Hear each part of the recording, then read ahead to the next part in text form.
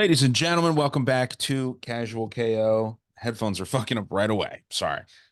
We've got just an amazing card. I mean, this people think that it needed McGregor, John Jones, or whatever.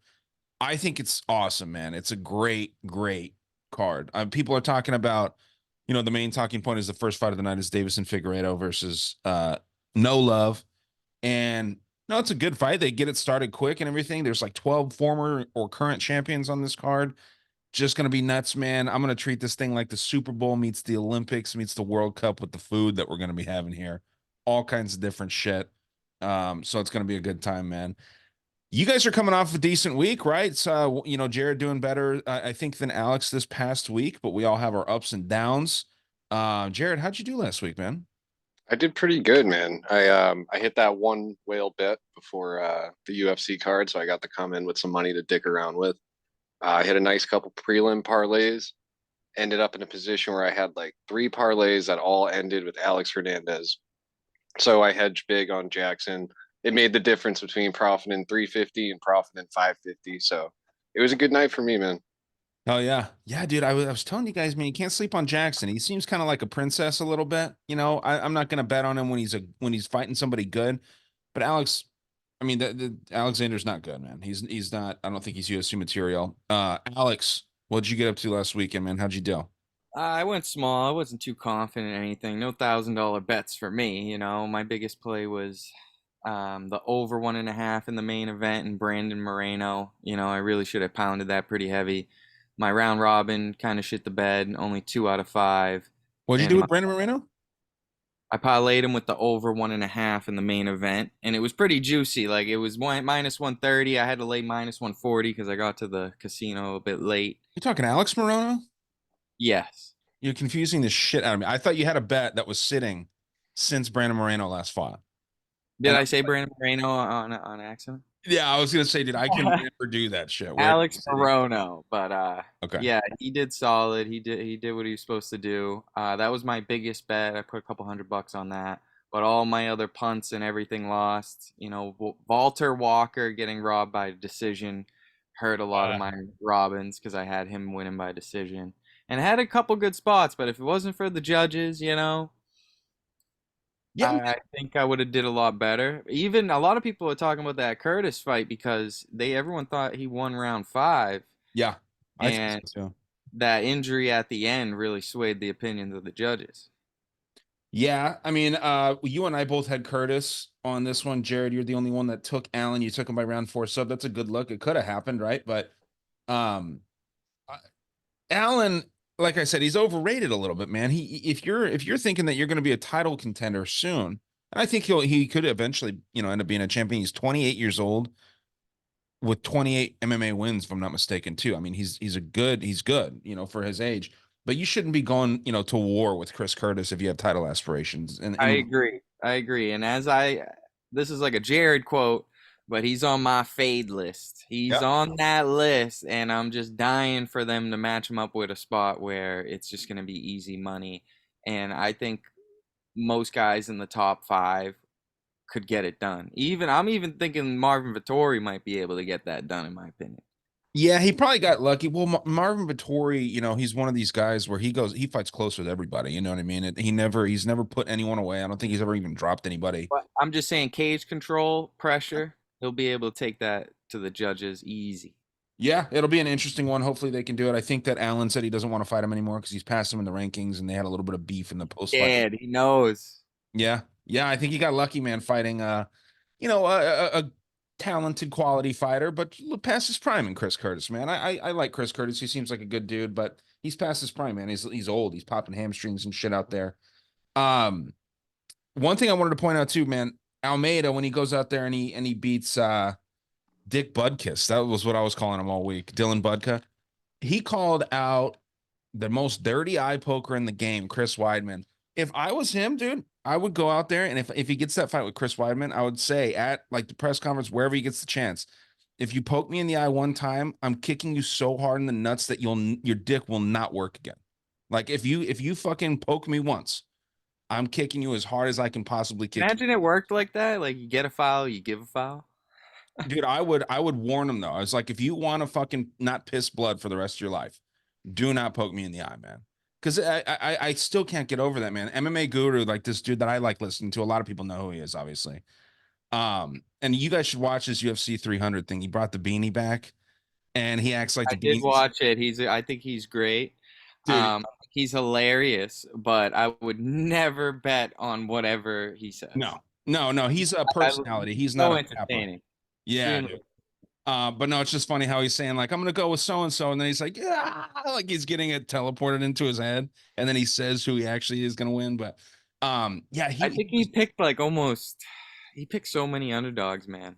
He pretty much just faded himself on every single fight. right. Yeah, he's like saying I'm doing this, and then the beanie's telling me this, so he's got like a backup plan, right? He was talking a lot about the Chris Curtis thing, and or no, I'm sorry, Chris Weidman thing. Just a bad look, man, for somebody that was so likable before. I can't stand Chris Weidman after that, dude. It was wild, but we got a lot to get into. I'm sure this is going to run long, so we should just roll right into it. You guys mentioned something about Jamal Hill main eventing this thing, possibly coming out a little bit early after a torn Achilles. I think it might have been you, Alex, that mentioned that he asked for his opponent at UFC 300, Alex Pereira. He asked for his autograph. Yes, he's getting autograph from everyone on the card on a sweatshirt.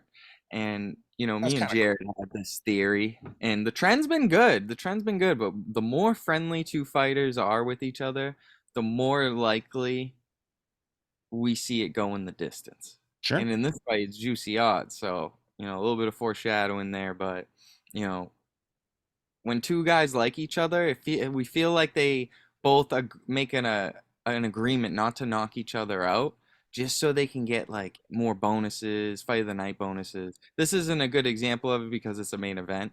They're already getting paid good money, so the bonuses are never on their mind here. But An extra for 50 G's is always nice. I don't care if you're making a I million. get what you're saying, but when you're getting paid 200K to show, it's not that you're not willing to take as much damage for the extra 20% pay. In my opinion, most aren't. Maybe.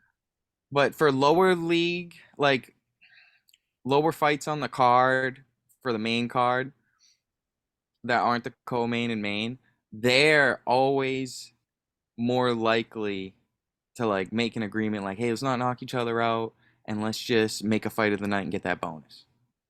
Yeah. You know? Do you think though, and I'm interested, like have either of you guys seen them being super friendly?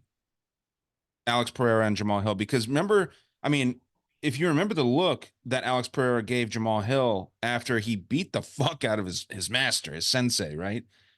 I think that he wants to get one back for Glover and he wants to hurt this dude, in my opinion. I haven't seen anything to say to show that they're friends, but I'm curious if you guys had seen this other than just like kind of that corny autograph thing. No, that's all I saw, and it seemed like Hill was the one like trying to be friendly. Like the way he walked up to him, it was just weird. I mean, Pereira has that same expression at all times. He just kind of stood there, but he has a translator. How friendly can they really be? But Right. I don't know. Hill came up to him weird. He just seemed kind of faggy with his hand out, going to shake his hand, like, "Hey, would you mind signing this shirt? Like, what's trauma mean?" Like, I don't know. It's just kind of weird.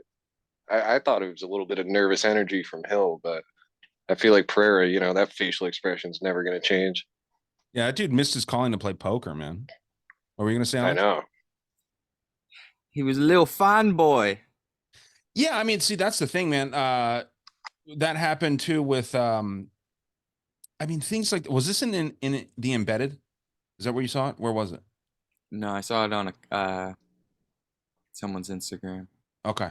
Well, yeah, we'll move into the card pretty quick here, but I will say there's a lot of times I think that these guys, especially Jamal Hill, people don't give him credit for his mental fortitude, I think. Because he acts pretty dumb on social media, does TikTok dances. When you hear him speak, you can tell he's more of a fighter, more of a physical operator than a mental operator. He doesn't seem very smart. But I think when it comes to the fight game, I think that he's very underrated with his mental as well. And I could see him trying to do that just to throw Alex off. That's what I think personally. Now I'm a big Jamal Hill fan. Hopefully that's not spoiling what we're gonna say here at the end. But yeah, dude, I think this is gonna be a good fight, and I think a lot of people are counting that dude out. And they're trying to find reasons, but we'll talk about it. we're gonna do the thing where we alternate on who goes first. Jared is the rightful starter, so you can take this first one. I got second last week, and then Alex got third. So we'll start with you, Jared. We got Deiveson Figueiredo versus Cody No Love Garbrandt. Fun fact: my girlfriend went to high school with Cody Garbrandt, so kind of fun, in California. There, I will pull this up on the screen. You're muted, Alex. I don't know if you were saying something, but you were muted. I was saying, where's the insider info? Yeah, it seems like she kind of, and I hate when people do this. Like if someone that I went to high school with was like at that level, I'd be rooting for them all day. And it seems like she kind of likes seeing him fail. Like maybe he was kind of an asshole. I guess he kind of had like Napoleon complex and stuff.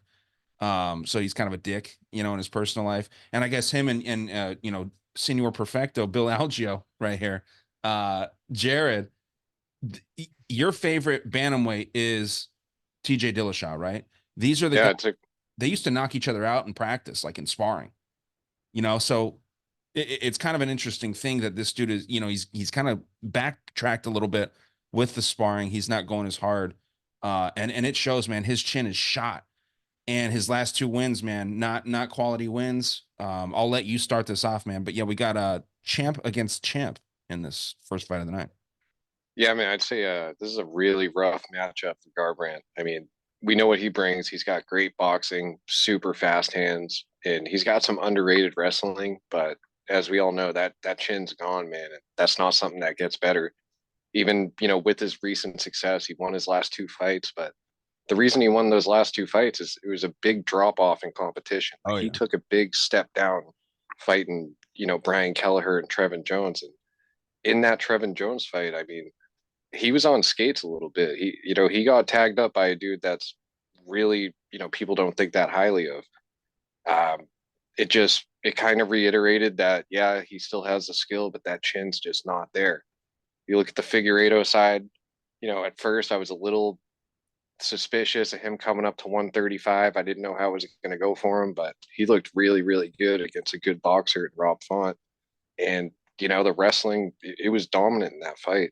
He came in with a real good game plan. I think he comes in here with a good game plan too. He's well rounded. He's sharp on the feet. Path of least resistance here has got to be on the ground, but I think he gets this done wherever he wants. The way I see this fight playing out, they're both going to come out hot. I think Figueiredo cracks him early and jumps on a submission and can snatch something up. I'm going to say Figueiredo by submission, round one. And Cody Garbrandt called for this fight. I think this is a be careful what you wish for situation. Okay. Yeah, man, I see where you're coming from. A lot of people are just thinking that this ends quick. I hope that they set a 1.5 over under on this, and I could see that because of how chinny Cody's been. So if they set it at a over 1.5, I'm gonna go over. Like I've been really liking doing those. I bet the over 1.5 in the peak.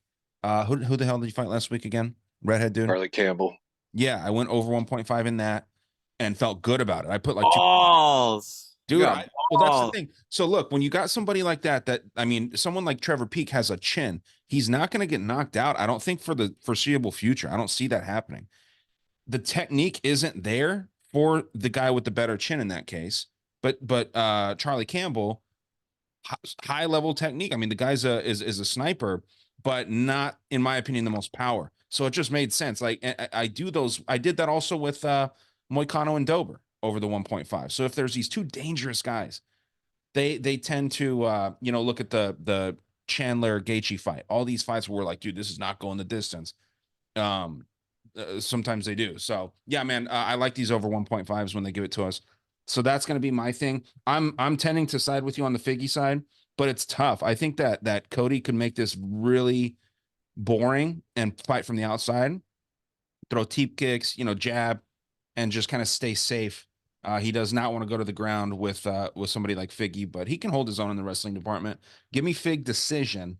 And Cody could actually win a decision too. I think this fight's going to be closer than a lot of people think, man. But yeah, Figgy decision. Alex, what you got?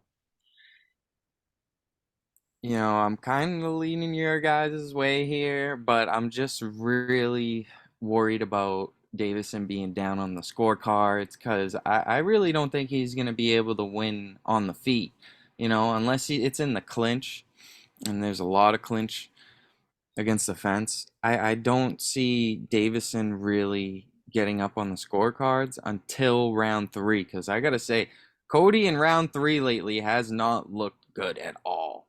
He looked like a shell of himself against Trevin Jones. I remember having a lot of money on Cody in that fight. And round three was a sweat because he was clearly trying to just cruise to a decision. So I mean, he's got good IQ for a bettor's, perspective. And at those odds, that's all where the value is. And I think if it stays standing, Cody's gonna win a close decision here. But if Davison can mix it up and actually get those takedowns, and that's the big question mark in this fight, in my opinion, is if Davison gets those takedowns. And at plus 260, I guess I'll take a shot at Cody by decision, just based off the value. And Yeah. I guess he does have a path to victory, but not super confident on this one. Yeah, it makes sense, man. Those odds, you bet the number. You don't always bet the fighter. I don't know if you're going to be taking any action on Cody Brundage later, but you bet the number more than you bet the fighter, right? Cool. All right, so here is the second fight of the night. We've got Bobby King Green. Is he going by King Green now? I think his official name is King at this point. And he is fighting Jim A10 Miller. This dude's fought on UFC 100, 200, and now 300. Everyone knows that if you're paying half-ass attention. I'll start with this one, man, because I actually think that I have a hot take, and then we'll see, what you guys think. I'm going Jim Miller here, and the reason why, not only has he won 100 and 200, it's kind of seems like if we live in a simulation, I don't know if we do, but if we do, this guy should be winning this, right? I'm concerned that Bobby Green was knocked out 17 times in his last fight against Jalin Turner. He's coming back a little early, man. When was this? Jalin Turner's fighting on this card. This was 4 months ago that Bobby Green was knocked out bad, dude. And I know that you like him a lot, Alex, and you said that hurt to see. It hurt for me too, and I'm not necessarily like I'm impartial to Bobby Green. I don't care necessarily. Kind of hate him a little bit because I do the fantasy every week, and I was in first place when I had Grant Dawson was my last guy, $10,000. I looked at everyone under me. Everyone was also on Grant Dawson. If Grant Dawson just would have gone and fought his boring ass style and just did what he did, I would be $10,000 richer. And I have Bobby Green, baby. But you weren't doing Last fantasy. legs. I know, but I won $4,000 off of Bobby Green, so I love him. He'll always have a special place in my heart. Yeah, I mean that's a good call, but yeah, Grant Dawson's dead to me now. I don't know if I should just hate Grant Dawson for going out there and fighting like a fucking toddler, or Bobby Green for killing my $10,000 dream. Winning one of those big contests is hard, and I was very fucking close. It was a weird night of fights, but anyway, yeah, I think Bobby Green's coming back too quick. 4 months after a knockout like that's rough. He was drinking on the weigh-in show a couple weeks ago. I think it was for UFC 299 or 298, one of those. So give me Jim Miller. I think that Bobby Green, he's going to look like he's winning this fight up until he gets sniped by Jim Miller. And if it goes the distance, they're giving it to Jim Miller for the story, man. So that's where I'm at here. Who you got, Jared? Oh, my bad. My shit just like froze for a second. Yeah, both guys are off. Yeah, I mean, we got Jim Miller coming into his 44th UFC. You there? Well, let's stop recording this. I mean, for a guy that keeps his hand so low, I mean, Green really has a way of Hey, not Jared, getting sorry to hit. interrupt you. Can you hear me? Yeah. Just start from the beginning, man. You guys cut off. Yeah, that was weird. I didn't know if it was a problem on my end or what. I think it was on my end, to be honest. But since I'm the one recording it's not going to pick up what you said initially. Okay. So is it still going? Like we're just Yeah, you're keep good. going. Okay. All right, just start it all over. Yeah, sorry. All right, nah, we're good. All right, Jim Miller coming into his 44th UFC fight. I think this is a perfect retirement fight for him. 100, 200, 300. I mean, this is a great fight for him to win and ride off into the sunset. It's good matchmaking. I feel like the UFC is kind of giving him a nice fight to, leave on. He's really good on the ground. I think he has a huge advantage there in this fight. On the feet, he's powerful. He has good technique, but I don't think he's going to be able to match the volume of Bobby Green. Bobby Green's good, man. He's fast hands. He keeps them low and somehow does not get hit a lot. He got that self-proclaimed hood boxing style. The dude's good, but you got to question the chin, especially coming off as brutal of a knockout as he went through his last fight, which you pointed out only 4 months ago, dude. You need more time than that to recover. Yeah. I mean, he needs to stay on his feet, but even if he does, Miller's got power. He's got good takedown defense. I don't think it holds up here. So I hate to say it, but I kind of love to say it. I'm taking the dog side, Jim Miller by submission. I'll say he finds it second round. Damn, you got sub and sub here. Dude, I think it's interesting too. My conspiracy brain. I wonder if the UFC was like, let's match this guy up with because that was a weird stoppage, man. When he was fighting It was bad, dude. it should have been stopped a long time ago. And I mean, 7, 8 punches before it was stopped, and they were hard hits. I mean, this is Jalin Turner, he's a beast. And I wonder if the UFC was like, hey, let this fight go long, just to let's fuck this dude up a little bit, and we're gonna match him up in 4 months with Jim Miller. I don't know. That's just kind of the way my weird mind works. But Alex, are you on your guy, King Green here? My biggest bet on the card is Bobby Green, baby. Oh, fuck. I don't care if the chin's shot. I still trust him against Jim Miller. He ain't fighting Jalin Turner. You guys are missing this level of competition here. Oh, no, Jalin yeah. Turner would have done the same shit to fucking Jim Miller. But I think this is a good spot. The line was at -200. Everyone's on the Jim Miller side here. That line's coming down. And I think it's going to further come down, especially when the UFC talk about him. But I will give you this. If I were to bet Jim Miller, I would bet him by sub. I would be leaning the sub more than the KO, even though I trust Bobby Green could even get more takedowns in this fight as a hot take. I like his offensive wrestling as well. People underrate his wrestling. He has multiple ways and more ways to win this fight, in my opinion. I think Jim Miller has a fluke sub and he has a fluke KO. I don't think there's any way in hell Jim Miller is going to win a decision here unless there's a blatant robbery. So I like all the ways I can win here. Rightful favorite. The line's getting. I'm so happy I didn't bet this early like I wanted to because I thought everyone was going to be on the Bobby Green side. Bad prediction. Everyone's been pouring their money into Jim Miller, and we know when that card goes off, they're going to be talking about he got a decision at he got a knockout at UFC 100. He got a decision win at UFC 200. Can he get the submission win to bat for the whole bases for UFC 300? And I how much that might even get a bet out of me, just to see if he can get the whole cycle. That would be a great story. But in my opinion, Jim Miller subs Bobby Green by a club and sub if it's going to happen. But I'm all over Bobby Green by finish here. I'm going to say he knocks out Jim Miller round 2, gets it done. He's still got, I still believe he's got more fights in the tank. And yeah, Bobby Green by finish is going to be a bet too, plus 275. It's wild that you're taking the knockout. Do you know how many times Jim Miller's been dropped in his 42 UFC fights? Twice. He's been dropped twice. That's fucking nuts. That is a wild statistic. Doesn't mean that it can't happen. I mean, he is old as shit. A lot of people forget that he had Lyme disease when he was younger, and I think that's why he's kind of better now than he was. He might have been a great fighter when he was younger, but he suffered from Lyme disease, and that fucks with your cardio a lot, like your immune system and everything. So, yeah, I think that's a nice take. Knockout round 2. I just think that they want Miller to win this. I think it's a cool story. It would be an epic retirement. It'd be the best retirement in UFC history if this dude this is wins. the best striker Jim Miller has faced in his last 12 fights. Sure. Yeah, I mean, but this is a mixed martial arts fight. It's not a striking match, so we'll see. All right. They both got a lot of scar tissue. We're gonna see some blood in this one. Yeah, we'll see, man. I think it's a fun fight though, dude. And yeah, we'll definitely see. You get to take what I think is an interesting matchup, man. A lot of people are on Marina Rodriguez here. You got Jessica Andrade, very strong man fighting in the strawweight division here.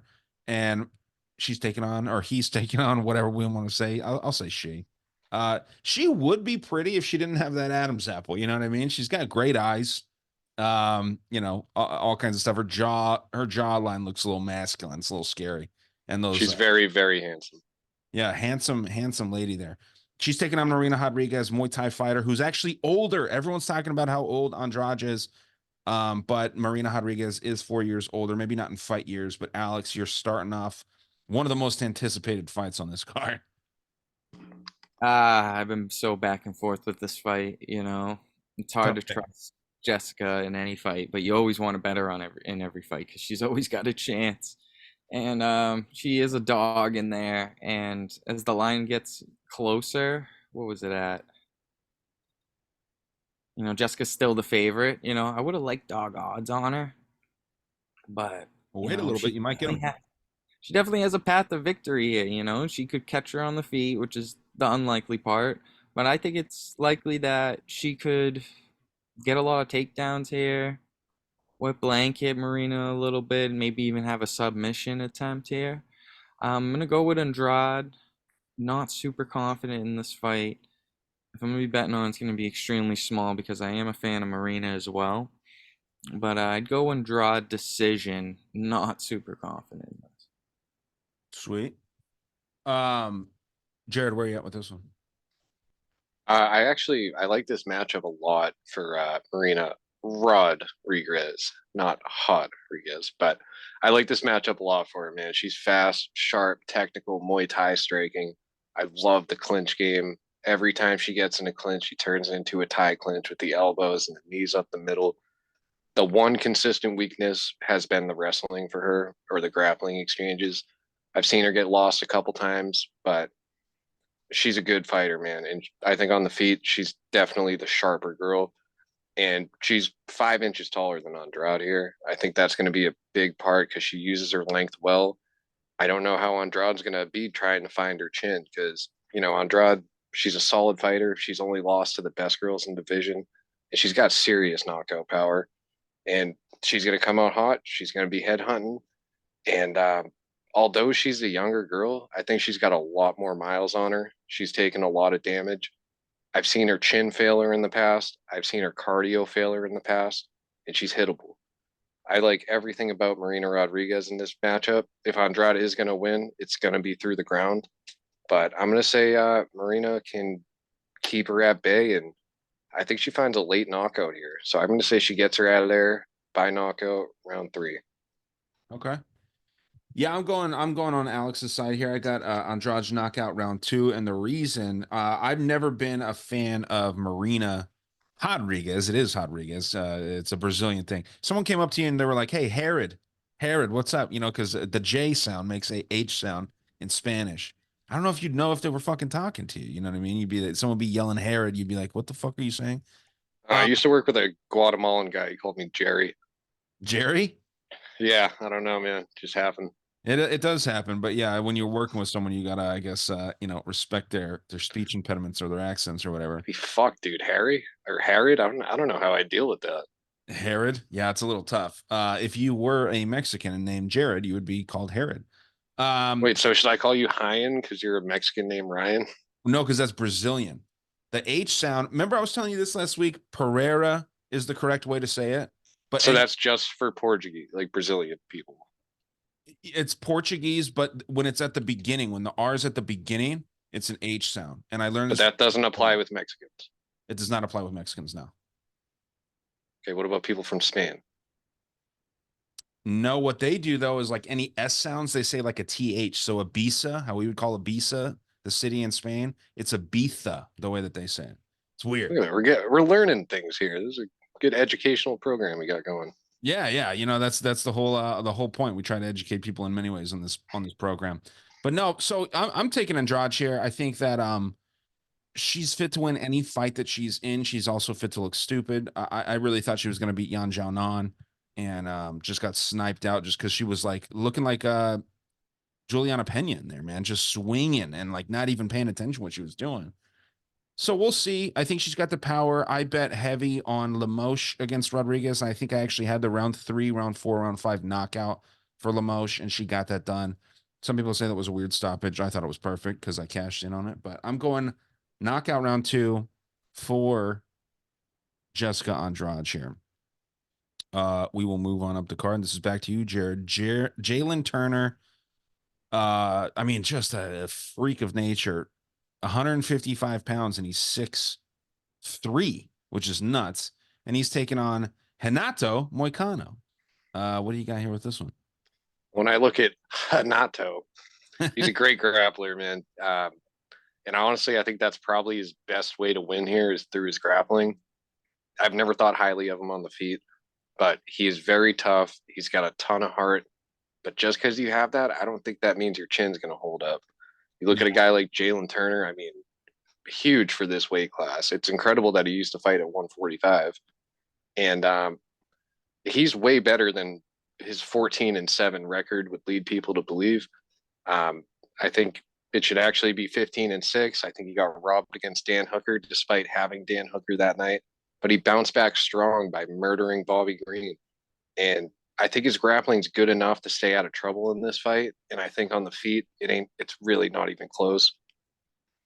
I think Jalin Turner is going to beat the dog shit out of Renato Moicano. I'm going to see he finds a knockout. I'm going to call it the second round. Give me Jalin Turner all day. KO knockout. I'm sorry, KO round 2. Jalin Turner for Jared. Yeah, I appreciate the effort with that H there. It's nice. I'm trying, man. I'm doing it just for you. It feels professional, right? You getting nailing these names. Alex, you can take this one second, man. What do you got? It's another This is a confident play. I'm like Bobby Green confident on this one. Oh boy. Love Jalin Turner here. You know, Renato's coming off of that war. What was it? In February with Dober. That was a pretty nasty fight. He took a lot of deep cuts. And yeah, I think Jalen's gonna do a little bit better in the grappling defense than Dober did. And I think he keeps it standing, and I think he just gets a referee stoppage round 1. I'm pretty confident in this play. He is the rightful favorite here. And, you know, I think even if the fight got to the ground, I love his submission defense as well. I don't think Jalin Turner's ever been subbed, in my opinion, because he trains at a Gracie camp, and he's pretty good on the ground, guys. You know, I wouldn't even be shocked if he subs Moicano in this fight. Would I be shocked? Absolutely not. So if I'm going to take Jalin on an actual bet, I always try to go take inside the distance or by finish just to cover, you know, both of those categories. But Turner by sub at plus 800, 700 range. It's even as low as 650 in some spots at DraftKings. So they actually could see, you know, grappling. Jalin might not even be shy to test out his BJJ against Moicano. So I love Jalin here. I think he has multiple ways to win.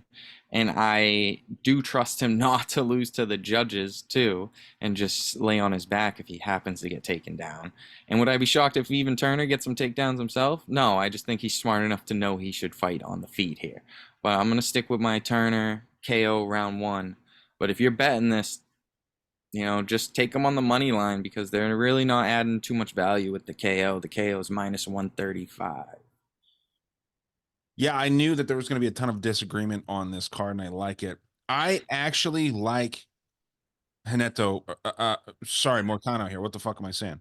Moicano. I like him a lot, man. And the reason why is because who is Jalin Turner? I pulled up Jalin Turner's Tapology here. Who's his best win? Is it Uros Medic? Got to be Uros Medic, right? I'd say Bobby Green was a huge statement of a win, and I think he should have his whole resume. The guy's dude. The guy's young. He's a vet, and he has a great resume. I mean, the guy's been going through a lot of good contenders too, you know. But he's grown up in the UFC, and I'm telling you, he's just gotten nothing but better. And I think he's gonna show out here. I think it's his walking out party. Yeah, I thought he was going to murder Dan Hooker. Like after that Claudio Puelles fight, right, where it was he won on damage.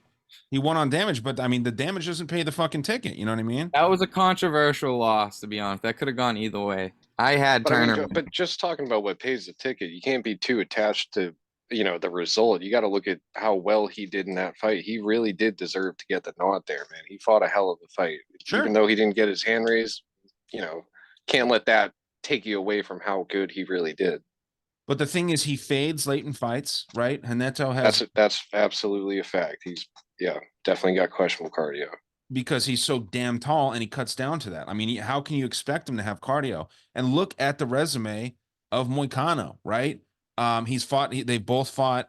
They both finished Brad Riddell in round one. That's not a quality win by any means. But I mean, you look at this guy. He fought Ishmael Bonfim too. I mean, beat him. Rear naked choke in round one. This dude's dangerous on the ground, man. I've never thought that Jalin Turner is rated the way that he should be. I think that he's kind of overrated. This is one of my takes. Same way I thought Bill Algeo was overrated a little while ago. No offense. I know he's sitting right here in front of me, but who else was it? I mean, there's these few guys, man, where it's like you can kind of tell they're just a little bit overrated, dude. And I think that I see that in Jalin Turner. I think he's got a future. I think he should fight at 170. I think it's kind of stupid to do this to yourself. And his chin, man, cutting that kind of weight, his chin's gonna go soon if it's not already. It hasn't been tested too much. Um, I think it could go soon, man. I don't know if it's not gonna be Haneto Moicano that knocks him out, but I think it could go. And I think that if this goes deep, I think that we could see a late submission by Moicano, or we can see a decision. I tend to see a decision, but just to spice it up, I'll go submission round 3 for Moicano, man. And I think that that's definitely something possible. No one's counting on this dude. Like everyone's all on the Turner side. I get a little, skeptical. And I mean, dude, how can you not like Moicano too? Dude wants to be a fucking SWAT team guy just to protect Americans. Like that's a badass dude. So fun stuff. We'll see how it goes. We'll move to the next fight though, which I believe is me. I swear Moicano loves America more than most Americans. Well, dude, coming from Brazil, man, like Brazil, I know it's a beautiful place, but like there's a lot of shitholes like those favelas. I mean, a lot of these guys, man, they're real grateful when they come here. Thiago Alves is another one. He's fighting in the BKFC on the 27th, fighting Mike Perry, dude. A lot of these guys, they're real grateful for their opportunities here because it's just rough living over there in the favelas of Brazil. But we've got another fight. We've got several fights left, but we've got Sadiq Youssef versus the emo Diego Lopes. Is it Lopes or Lopez? That's one thing that I've never been clear on because they continuously say Lopes and Lopez. So do you guys know Oh, if I figured if anyone was going to know, it'd be you. I was saying Lopes until you told me, until you come through with the all too often correction. we'll we'll go with Lopes. I think that that's what it is because he's born in Brazil, but he's been around a lot of Mexicans, so maybe they're calling him Lopez because that's how you'd say it there. But whatever. Yeah, man. Yusuf, very conservative kind of fighter. I think he dropped Edson Barbosa last time he fought, which was fairly recent. It feels like real recent, 5 months ago. I thought he was gonna win that. I think I ended up having action on Barbosa, just like a gut feeling and the price. But Diego Lopes, man, like just a dangerous fighter. He's only a year younger. There's nothing crazy going on with like age or size, any of this kind of shit. Um, but Lopes, he's got the momentum. He's coaching some of the best fighters in the world, Alexa Grasso, obviously. Um, so yeah, man, give me Lopes. I think this could go long though. I think that this could go longer than people think, but I'll take a submission round 2 for Lopes. Um, I don't like it, but I'm just gonna take that for right now. Alex, where are you at here? I gotta agree with you here with the over here. I like both of these guys' durability, you know.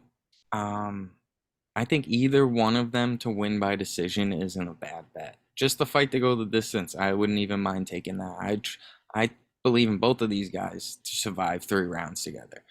But when it goes, it just depends on how the fight's gonna go. If the fight's gonna end up standing for 3 rounds, you gotta think Sadiq's gonna get it. Probably the harder shots, crisper boxing.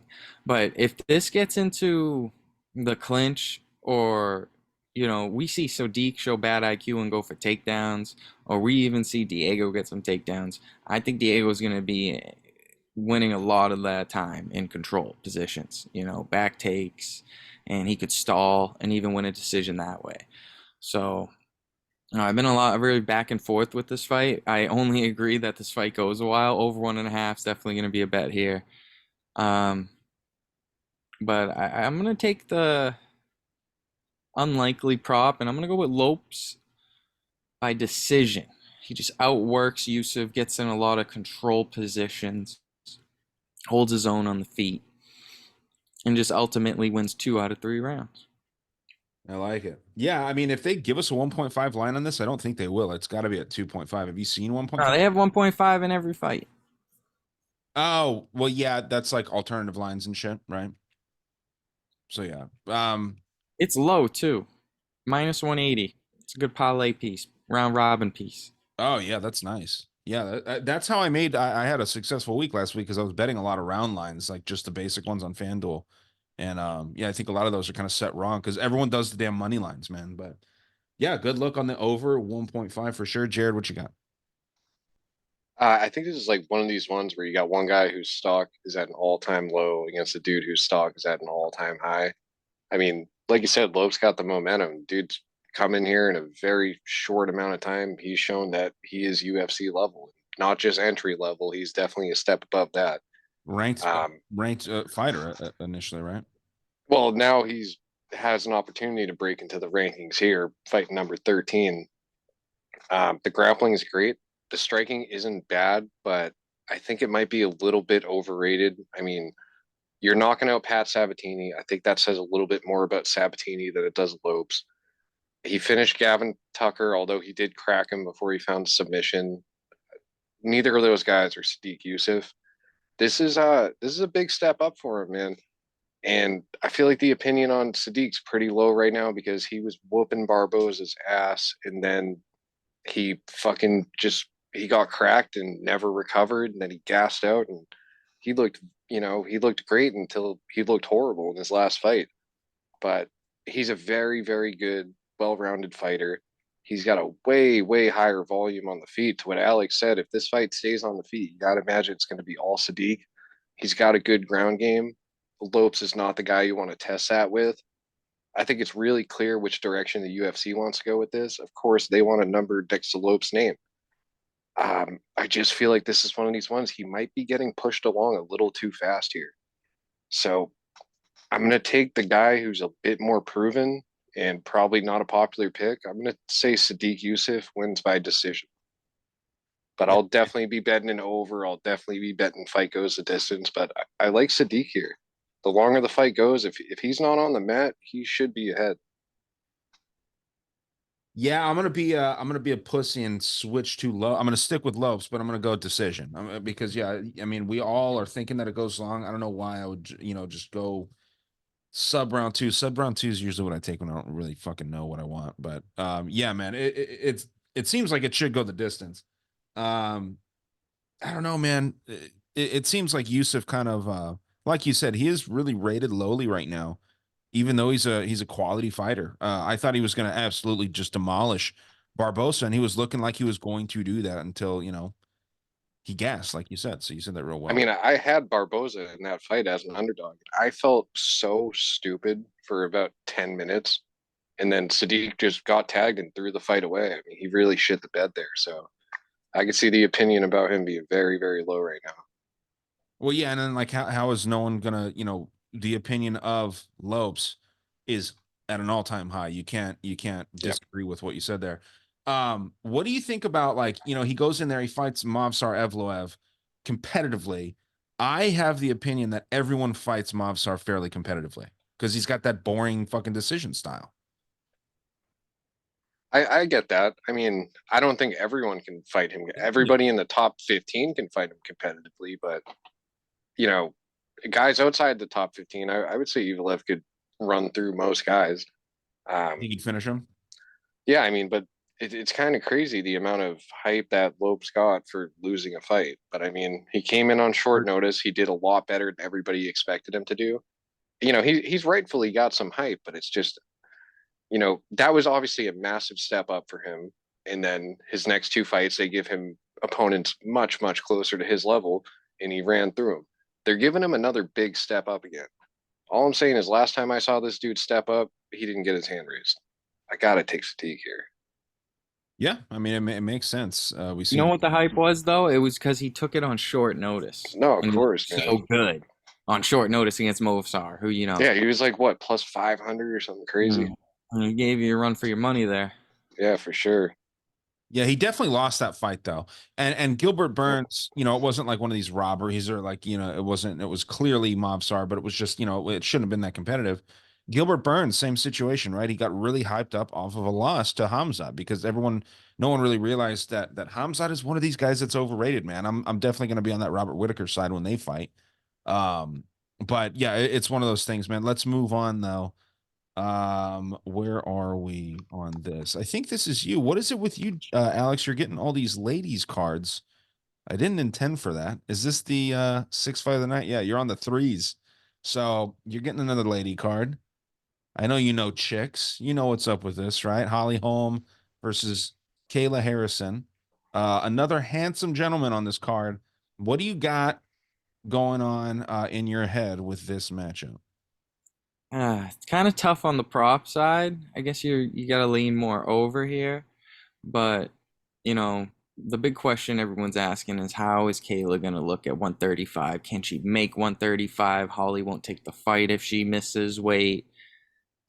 Lot of stipulations with this fight, and if there was any fight to get canceled on the card, I would bet it was this one. So I'm not putting too much stock into it. The line is very wide, but I gotta go with Kayla Harrison. You know, hoping that that weight cut goes well because I think this would be one of the best wrestlers that Holly has fought, and I believe that Kayla can get those takedowns. It's just hopefully the cardio holds up, and you know, hopefully there's some positions for her to get a finish. But I'm gonna go with Kayla Harrison gets a submission here. You know, round one. Not super confident in this fight as for prop end. But I think she is one of the best wrestlers that Holly has fought, and it's going to show in this fight. Okay. Squarely on the Harrison side. I don't think that anyone's going to hate on that. What do you think here, Jared? What I can definitely say about Kayla Harrison is she thinks she is way better than she actually is. I mean, if you look at the strength of schedule between these two girls, you can't even compare it. Yeah. Um, Harrison should have came to the UFC 5 years ago, but I think she was waiting for the best girls like Amanda Nunez to get out of the way, and now she can come in and kind of clean up the scraps. Uh, what I will say, you look at Kayla Harrison's last fight against Aspen Ladd, she struggled. Like it was a unanimous decision. She clearly won the fight.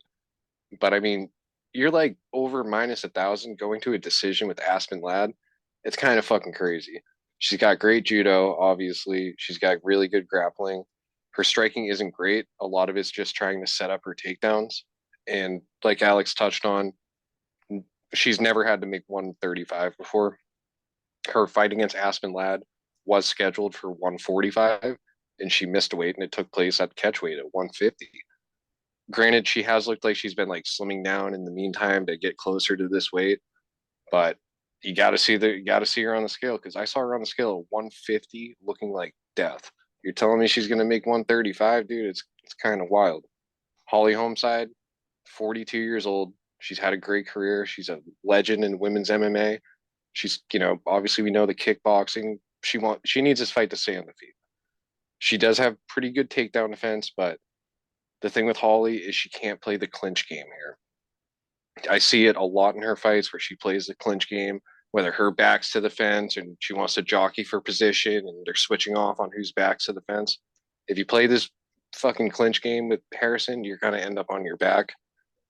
I mean, as great of a career as Holly's had, as much as I like her, I got to be on the square side. I got to imagine Harrison. She's going to play that clinch game, and I want to believe, but I think Harrison's going to win a decision. Um, I, I don't see myself betting this fight because I want to root for Holly, but you got to take Harrison here, man. Do you? Do you have to take it? Because I I'm on mean, the Holly Holmes well, side. I mean, I'm as far as a pick. I'm not saying as far as a bet. As far as a bet, you sit back and you fucking root for Holly. You root for the home team. I am betting on Holly Holm here, man. And I don't think that it's crazy. So look, I give this a 95, 99% chance that Kayla Harrison makes weight, right? And even if she misses weight, Holly Holm's not pulling out of this fight, man. She's doing that to put pressure on Kayla Harrison, right? She's saying, you better fucking make weight, do your job, and then we'll go out there and we'll fight. Because if you say, oh, I'm taking this fight no matter what, like how GDR did, I was, calling her JDR when we were recording because I was drinking a little bit. Dude, with GDR sitting there saying, we're taking the fight no matter what, I don't even know why. Yeah, I guess I get why, who we're calling CDL, right? Just the fattest ass in the game.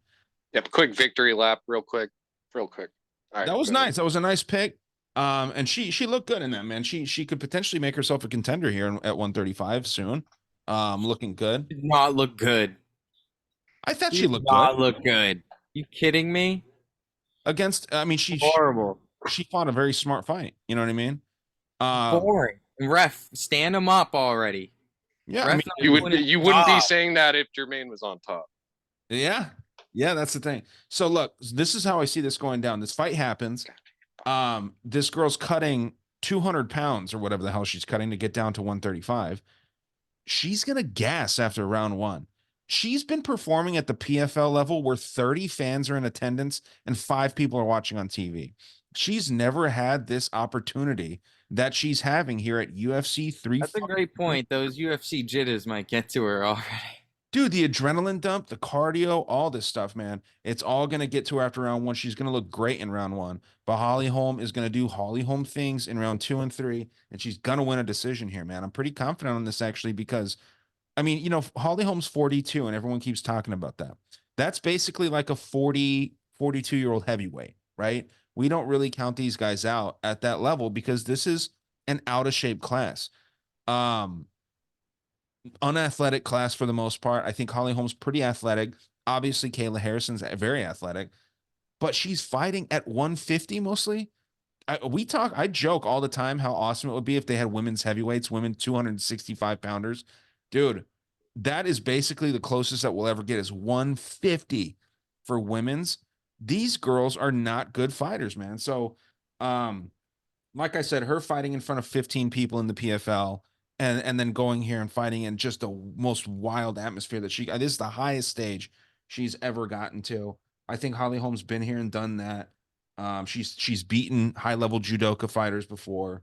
So yeah, man, give me Holly Holm decision, and I'm gonna get some nice fucking odds with that too. So and I wouldn't even be surprised. I don't see a finish coming, but I wouldn't be surprised if like Holly Holm makes this look really easy after round 2. Like you guys both said, we could see, or I guess Jared, you're on the decision for Harrison, but we could see an early finish for Harrison, and I think that's her best shot there. But we're going back to you, Jared, to start. Calvin Kattar versus Aljamain Sterling, fighting out of one of my least favorite gyms now. I used to really like that gym, but they just seem like dirty fighters at this point. That is Longo, Sarah, or whatever the fuck they're calling it these days. Who do you got between the featherweight kind of stand out? He's been in been a high roller in the division for quite some time versus the newcomer. This is a debut performance here at 145. I'm really, really looking forward to this fight, and I got to go with the hometown guy. Give me Calvin Kattar. When I look at Sterling, I got to say he's a little underrated on the feet. Although his striking is nowhere near the level of being able to hang with Kattar, but he's not bad on the feet. He uses his kicks to set up his punches. Those punches set up the takedowns, and that's mainly where he wants this fight. Here, without even getting a takedown, if he can get it on the fence, he wants to find his way to the back. Big thing here is Aljo has been at bantamweight. He's been the bigger guy in just about every fight, and this is going to be new for him. He's going to be the smaller guy here. And I don't think he's ever felt power like the power Kattar is going to be dishing out. He needs to get this fight to the ground. If he doesn't, I don't see it going well for him on the feet. Kattar's coming off that injury. Prior to that, he had a robbery decision against Josh Emmett. And I think he's coming out here looking to make a statement. He's got great takedown defense. He's going to be the bigger guy. He's got to stay on his feet, get those hands going early, establish a jab. And I really think he can get Sterling out of there. So I'm gonna say Calvin Kattar can find a knockout and hopefully early. So I'll say round 1. But I'm on Kattar here for sure. If Yeah. you want to look at a double method, it's going to be juiced, but I'll say Sterling by sub or Kattar by knockout. I don't see this fight going distance. Okay. Yeah, it's a tough fight to call for sure. It's one of the closer, like more competitive ones, I think. And that injury that you're talking about for Kattar, I think that was an ACL. Was that what it was? That which is pretty bad. It's not as bad as like an Achilles, I don't think, or like a serious shoulder injury. I'm not a doctor, believe it or not, but it is one of You're those things.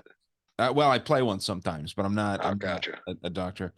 Um, when I first saw this matchup being made, I was like, dude, Aljamain for sure. He's gonna make a run.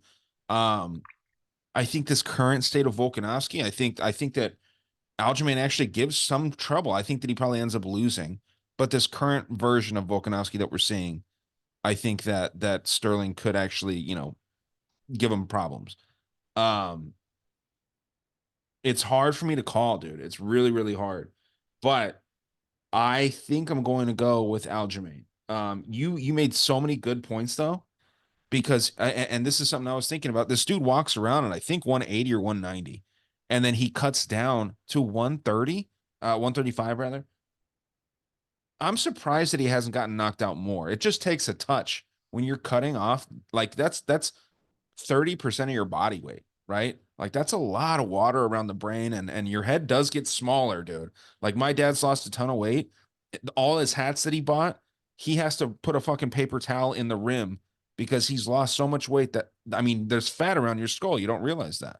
So, I mean, this guy's lost a lot of weight in the past. The weight cut's going to be the easiest one that he's ever done. He's been focusing a lot on grappling. He's like, one thing that's concerning about Sterling is it doesn't seem like he's really with Longo that much anymore. I know that he's probably Longo's gonna come out and be in his corner, and Marab will probably be there and whatnot too. But he's going around from gym to gym in Las Vegas, and he's just like Yeah. grappling with people. He's actually been doing it for a while. He splits his Okay, camp between Longo and Syndicate, okay, I didn't know that. That's and good. Marab tags along with him. So yeah, that Syndicate's been very consistent with him in his career. And Syndicate's out of Las Vegas Yes. because I've seen him in other gyms too, like all And when kinds of. he's in Vegas, I know he gets round. I mean, I know he mainly is at Syndicate and then at the UFC PI, and I know he's gotten rounds at Extreme. Okay. Um. Yeah, Cater can stuff a couple takedowns, and then that is bad sailing for Aljamain. I actually do like Aljamain. I've liked him. I think that he's kind of, he plays the heel, and he seems like a good dude. I don't know, man. It's so tough, but I gotta go Aljamain, and I'm gonna go probably a decision. I think he gets a couple takedowns. He rides Cater's back, but if he gets stuffed, man, like this is not one that I'm confident on, and I'll probably just like either not bet this or find some kind of prop that I like. I'm not gonna be on either side here, but for the sake of this, we'll take Sterling by decision. What do you got there, Alex? Uh, well, my hometown is Methuen, Massachusetts, so I'm a little biased here. You Ooh, know, I know where I'm you're a little bit biased to root for my hometown guy here. And there's a lot of question marks about this fight. The question marks are, how's Cater gonna look against this high pressure grappler? He's really, truly never really fought a guy who's a pure grappler. And when the ones he's had, he's gotten striking battles against them. Maybe Chris Fishgold might have been the first one, and it ended on the feet as well. But I think Cater, it's going to look a little rough in the first round. There's gonna be a lot of clinching. He might get a couple takedowns, but Cater gets right up. But I think the pressure, if Aljo can keep that pressure up for 3 rounds, we're not gonna win a decision here. We're gonna need, some time on the feet. Cater's a slow starter, in my opinion. So I'm more inclined to hit Cater as a live bet here. I really would love to get him like higher odds, like plus 200, because I see a path to victory for Aljo. Decision, wet blanket, just pressure, control time. There's a lot of question marks around how Cater's going to respond to a purist matchup like that. And I think the submission is very live for Aljo if he happens to get the back. These New England guys, they don't lose by KO. They lose by decisions and submissions. Those chins are, it's like all they train over there. But I I kind of want to go with Cater. I think he could win a decision as well, but I would hit him on the live bet. I wouldn't bet this fight pre-hand. I love the double method bet that Jared gave, Cater by KO, Aljo by sub. That's actually pretty juicy. It's going to be around plus 200. The no distance in this fight is about plus 150, 160. So that's a juicy double method bet that I love as well. Ah, I'm going to go Cater. I'm gonna go. I wish this was a 5 rounder because then I'd really be a little bit more confident. But the 3 round, this being a 3 round fight helps Aljamain, in my opinion.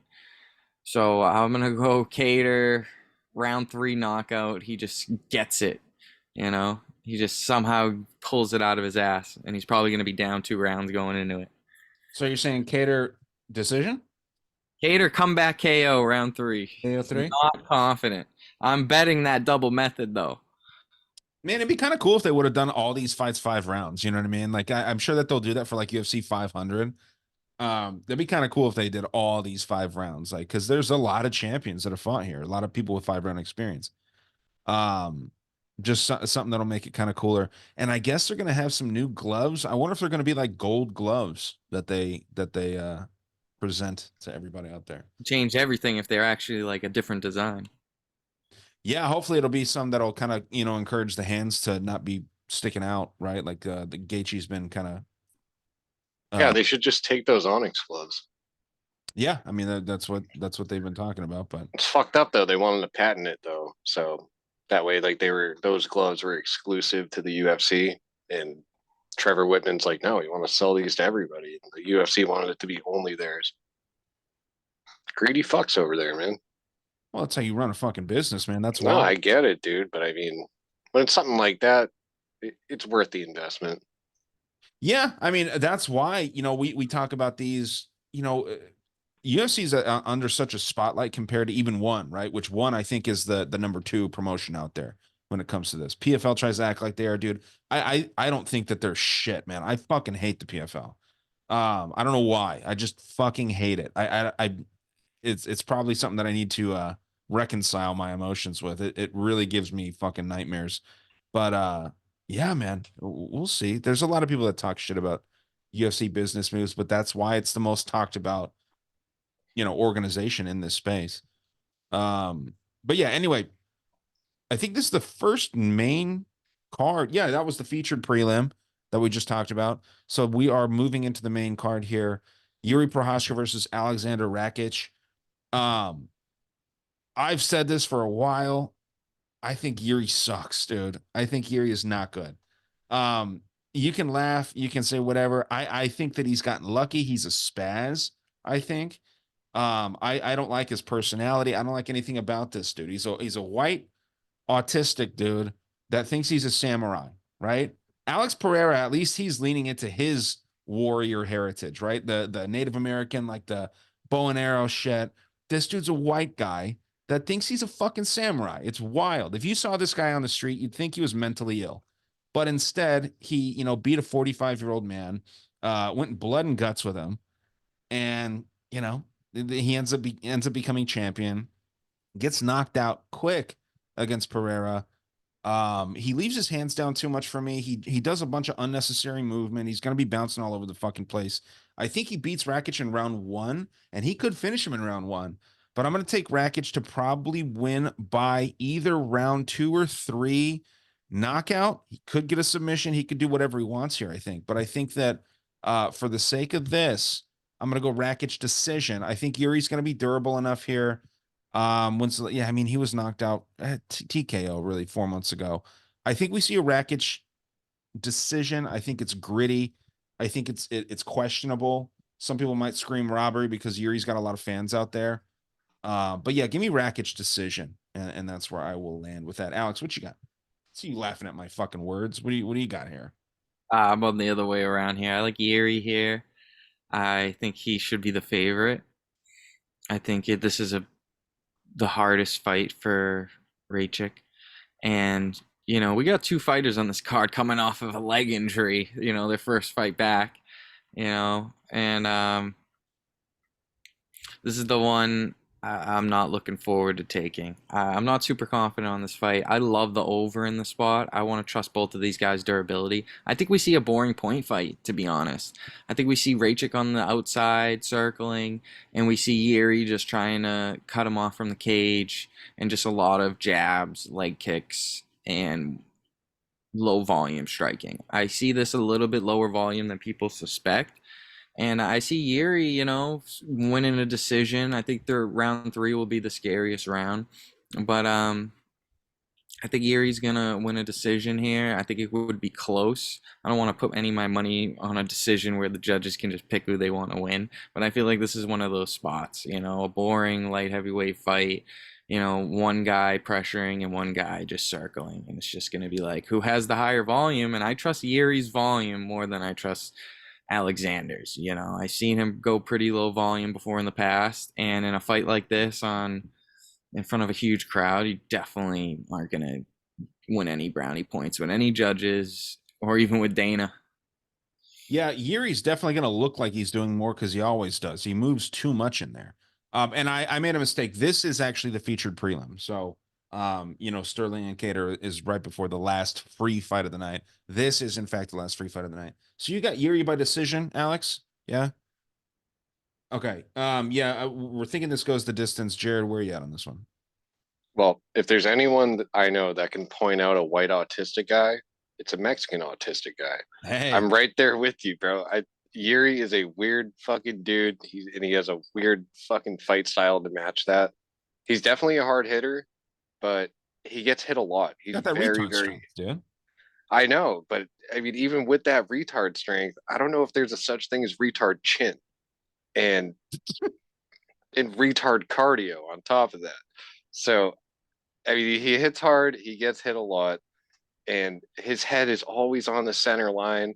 He's got the hands low, chin high style, and I mean, he had the easiest path to a title shot I've ever seen in my life. He had 2 UFC fights, and then he's fighting for the belt. It's kind of crazy, and I think once he fought Glover, and he was getting it. I mean, that was a very, very fluky win, and he was getting fucked up by Glover, and then he fights Pereira, gets knocked out by left hook Larry. And I think it really showed that weird ass style, it's not effective against an elite striker.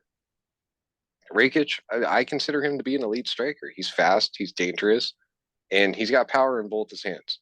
And I love his kicks, man. They come fast, the high kicks and the low kicks. The dude's good. I know he's coming off an injury, but he was beating Jan Blachowicz before that injury. I like the pace he sets. He sets a fast pace, but a realistic pace that he can keep up for 3 rounds. He doesn't get hit nearly as much as Yuri's getting hit, and I think he's way more technical on the feet. I don't see Yuri offering Rakic anything he's not going to be able to deal with in this fight. I think it's going to take until Yuri gets real sloppy later in the fight, and then the retard chin gets exposed, and we see a Rakic round 3 knockout. So that's what I'm going to side with here. Okay. You mentioned, I think it was you, Jared. You said that there's 2 guys coming off leg injuries. There's actually 3, man. We got Alex mentioned it. we got Rakic. Okay. Well, yeah, we got Rakic, we got Kattar, and we got Jamal Hill, man. That's considered a leg injury, right? That Achilles. So yeah, you got Rakic. You said KO round 3, Jared. I like that. I could see that as well. But I think Yuri has a better chin than what his last showing demonstrated, because I think that was kind of an early stoppage. I think that Mark Goddard and Alex Pereira, they announced their engagement shortly after that fight, because I mean, this guy just gifts Alex Pereira early decisions. But I don't know if you remember, Yuri had said it himself. He was out or, whatever. But I don't know, man. That's the autistic martial artist in him. You know what I mean? Where he's like, "Oh, honor. It's all about honor." It's like, dude, shut up. You should have fucking, not I just. mean, I won't dig too deep into that knockout because Pereira has like freakish power. So Sure. I think the majority of people are going down from that shot he took. But yeah, I get what you're saying. Dude, I don't know what you guys think about uh is it Saif Saud? No, who's the general? The guy from Fortis. Is it Saif Saud, the coach? Yeah.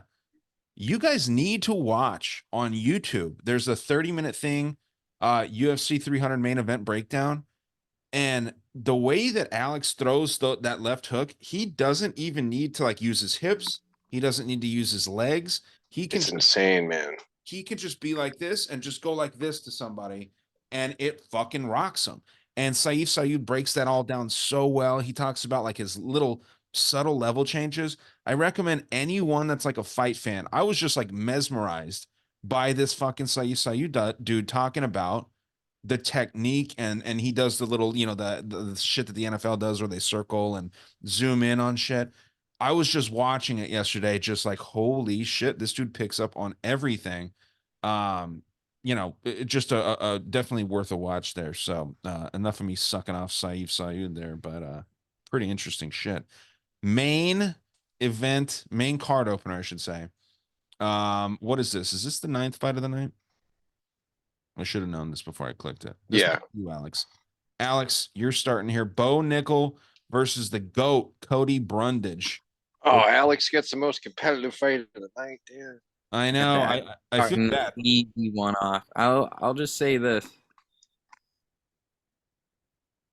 What do you know? If you're losing a 21 Savage, you're gonna lose the Bo Nickel. That's all I gotta say. The odds are wide. You're gonna have to hit him like a by KO or sub. Flip a coin, pick that, and that's how you're gonna bet Bo Nickel. I'm going sub. Am I gonna go betting crazy on this because Bo Nickel by finish is like minus 800? It's gonna be hard to bet Bo Nickel in this fight. But I'm sure those odds will bait in plenty of casuals on betting Cody Brundage. Do I think he can win here other than, getting kicked in the nuts 3 times in the first round and getting a DQ win? I don't see him winning here at all. So I'm going Bo Nickel, gets a takedown, and subs him in round 1. Okay. Jared, where you at here?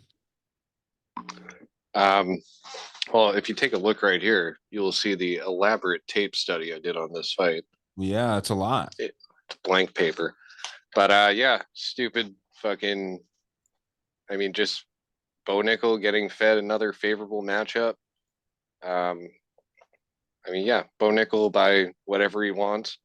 I'll make it fun though. I'll make it a little interesting. I'd imagine the majority of people are betting Bo by sub or Bo by knockout. Make it a little spicy. Let's say Bo by decision, just to be That'll stupid. pay plus 700. It will pay. That'd probably be the only way I touch this fight with a 10-foot pole. I'd probably put like $5 or $10 on Bo by decision and call it a fucking day. Dude, Might be better off just betting Bo and over 1.5. That's what I was gonna say. Bo and over half a round might get you really good though. If that gets plus money, that'd be really fucking No way, funny. but if it's even minus 300 on Bo and over half a round, that might be worth it. Well, dude, I think it might be. I don't know. I think this could go to decision, man. That was going to be my hot take. I thought I had a hot take. I was going to try and bait you guys into thinking I was taking Brundage, and then I was going to go, the nickel by decision. I think that could actually happen here, man. This is a massive step up in competition for Bo Nickel, and I understand that Cody Brundage isn't, he's not ever challenging for a title or even going to be a ranked fighter anytime in his career. But weird shit happens in Cody Brundage fights, man. Always. That's why they keep this dude around. I think this could easily go decision. There could be some weird DQ shit. I think that Bo's like a consummate professional. I think that he knows exactly what to do. This pressure is not going to get to him. The guy's been under pressure his whole fucking life, it sounds like. But I actually think that Cody Brundage is better than people give him credit for. He went and he fought 21 Savage, as you guys call him. I think they fought at like 7 a.m. or something. You know what I mean? Like just a wild, weird time. I think they fight 100 times. I think Cody Brundage probably beats him 85, 90 times, right? And him, I'm talking about 21 Savage. But dude, I think that Nickel gets this done by decision or late finish. This round is the basic line. It's going to be set at 1.5, obviously. I'm hammering the over there, man. I think that I can, I feel comfortable. A unit for me is like $20. I'll put 5 units on a fucking, $100 on the over 1.5. I think that happened. Yeah, but why wouldn't you do that when the over half round is only minus 230? Like technically you could parlay. That's all the over half round is, minus 230. Dude, last time Bo Nickel Oh my fought, god. Bo Nickel cost me money in his last fight because last time he fought, the no first minute finish was like minus 350 for no. And I was like, I have to bet that. Just I've never seen it that low. And of course he gets it with like 10 seconds left, and I'm like, fuck, I lose. Yeah, he's fighting But a midget. You know, Val I Woodward. guarantee you the no first minute finish line is super low on this. And that's what I would suggest you taking. Over half round or no first minute finish. And that's probably even might be around minus 600, but that's low for just a minute going by and you cash in a bet. That's a good leg. Alex, we're gonna ride together. We're gonna have to come up with a parlay. We both agree on everything, and that over half round has to be a part of it. You could parlay it with Bo and it might get it down to like minus 150 or like Bo. Nah, fuck all that. I like just over half round. It's fun. All right. If we do that, then I need a no first minute finish. Yeah, I don't think that it's crazy to think that Cody Brundage gives this guy a little bit of a run for his money. Not everything. I don't think he beats him. I think he's gonna be his toughest challenge. He is factually on paper Bo Nichols' toughest challenge. I think Bo is bred to do this shit though. He's gonna get this done. I kind of like Cody Brundage too. You know what I mean? So I'm not like one of these dudes that just hates on the guy. Oh my God. What? No first minute finish is minus 450. Oh, I thought you were talking shit about me. That's low. That is pretty nice. That's so low, dude. That's a better line than Bo Nickel. Bo Nickel is minus 2,300. They are more confident in that this fight doesn't go a minute than they are. Like, come on. Yeah, it's goofy. It's a goofy thing. It's a weird setup. Yeah, we're both on the decision line. You have the sub round No one, Alex. first minute finish. First minute finish. Yeah, I don't see that happening at all. I think this goes long. I think it gets to round two, possibly round three, possibly the distance, man. I think that this could happen, but we'll see. That was number 9. Jared, you are on. I mean, just one of these fights that people are just gonna really freak out if it doesn't work out a certain way. I'm trying to pull this up here. Can you guys hear me? Can hear you. I don't know why my computer is just shit in the bed here. Okay, so we've got Charles Oliveira versus Arman Sarukian. Arman Sarukian's kind of really made himself out to be kind of a heel in this position. I don't even think he meant to. Everyone just likes Charles Oliveira so much. He's a beloved fighter. I don't know if you guys watched the press conference with Alex Pereira, Kayla Harrison, and Arman Sarukian all in the crowd, and everyone's like, Arman, what are you gonna do when Charles Oliveira knocks you the fuck out? Like everyone's like just talking shit to this dude. What do you think in this first fight? I'm gonna go take a piss real quick, Alex. If I'm not back, feel free to take the torch after Jared's done. But what do you think about this, Jared? What I will say, other than Pereira, Oliveira hands down has the cringiest fan base of fucking any fighter.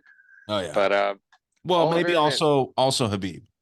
Those Dagestani. oh, those are the worst, dude. Any Conor McGregor post I see in the comments just the gifs of Khabib. Why? Why? Gay. But yeah, that's definitely top 3 cringiest fan bases: Oliveira, Khabib, and Pereira. Oliveira, dude's kill or be killed. He's at a 90% finish rate, and I'm not just talking about his finish rate. I'm talking about him getting finished. 90% of Charles Oliveira fights end in the finish. He's obviously, as we know, he's a dangerous submission specialist, but he's got pretty deceiving power in his hands. I mean, he's dropped some people that it was quite surprising. You know, he's putting Justin Gaethje on his ass. He dropped Poirier, I believe. I mean, the dude has deceiving power, but his chin is definitely suspect. We've seen him go down plenty of times. His chin's something I can't trust. I could look at the Arman Sarukian side. Dude's a well-rounded fighter. And, you know, like everyone's going to harp on, he went to a very close decision with Islam. I know that's kind of the narrative about him. I had to rewatch that fight today just to make sure it was a close decision. He definitely lost, but it was a very competitive fight. I mean, he showed his levels there, and he's only gotten better since that fight. Dude's got a sharp Muay Thai style. I like the way he mixes into wrestling with the Muay Thai approach. He's good, man. He should look to keep this on the feet. Although I think pretty highly of his, you know, wrestling and his grappling. He's got very good top game. He knows how to stay out of danger, and the dude's aggressive. I like him on the feet more here. I believe in his ground game, but I believe it's a dangerous game to play when you're fighting Oliveira.